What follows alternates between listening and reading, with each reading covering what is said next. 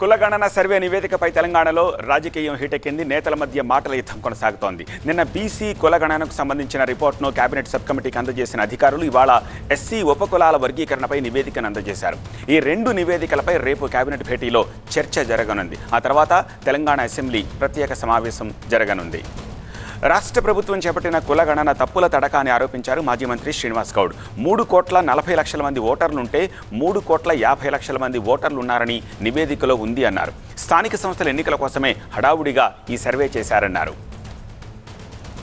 BC కులగణన లెక్కలపై are Krishnaiah సంచలన వ్యాఖ్యలు చేశారు. తెలంగాణ ప్రభుత్వం ప్రకటించిన కులగణన లెక్కలు తప్పుల తడక అన్నారు. బీసీల సంఖ్యను తక్కువ చూపించే కుట్ర చేశారన్నారు.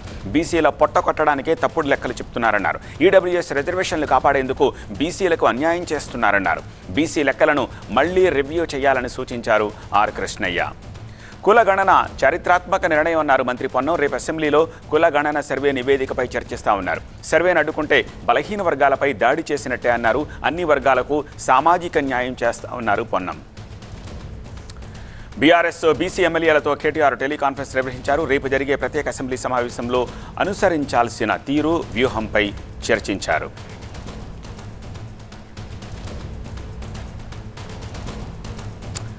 ప్రభాకర్ మరింత సమాచారం అందించేందుకు లైవ్లో సిద్ధంగా ఉన్నారు. ప్రభాకర్, సో ఈ ఆరోపణలు ప్రత్యారోపణల నేపథ్యంలో రేపు సభ ఎలా ఉండే అవకాశం కనిపిస్తోంది?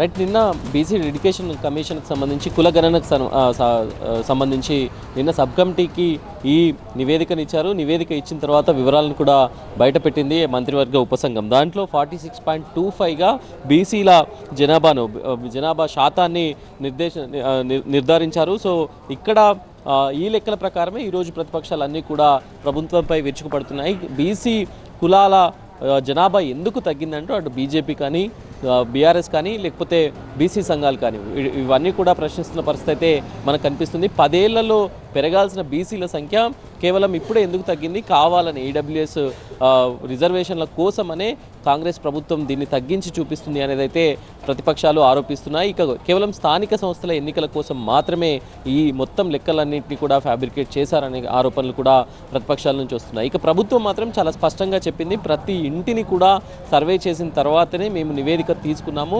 చాలా రికార్డు స్థాయిలో ఈ సర్వేని చేశామని సందీప్ కుమార్ సుల్తానియా కూడా చెప్పారు. ఎక్కడా కూడా ఎలాంటి ఇబ్బందులు లేకుండా కేవలం 3-4% మంది మాత్రమే తమ వివరాలు ఇవ్వడానికి నిరాకరించారు తప్ప మిగతా 97% స్వచ్ఛందంగా తమ వివరాలను ఇచ్చారంటూ కూడా ప్రభుత్వం చెప్పింది. ఇక రేపు అసెంబ్లీలో ఈ నివేదికను ప్రవేశపెట్టబోతున్నారు. దానికంటే ముందు అసెంబ్లీ కమిటీ హాల్లో కేబినెట్ సమావేశం జరగబోతుంది. ఈ నివేదిక నిన్న ఇచ్చిన కుల గణనకు సంబంధించిన నివేదిక, అట్లాగే ఈరోజు ఏకసభ్య కమిషన్ డాక్టర్ షమీం అఖ్తర్ ఇచ్చిన ఏకసభ్య కమిషన్ నుంచి కేబినెట్ సబ్ కమిటీ తీసుకున్న ఎస్సీ వర్గీకరణకు సంబంధించిన నివేదికను, రెండు నివేదికలు రేపు అసెంబ్లీలో ప్రవేశపెట్టబోతున్నారు. దానికంటే ముందు కేబినెట్ దీన్ని అప్రూవ్ చేయనుంది.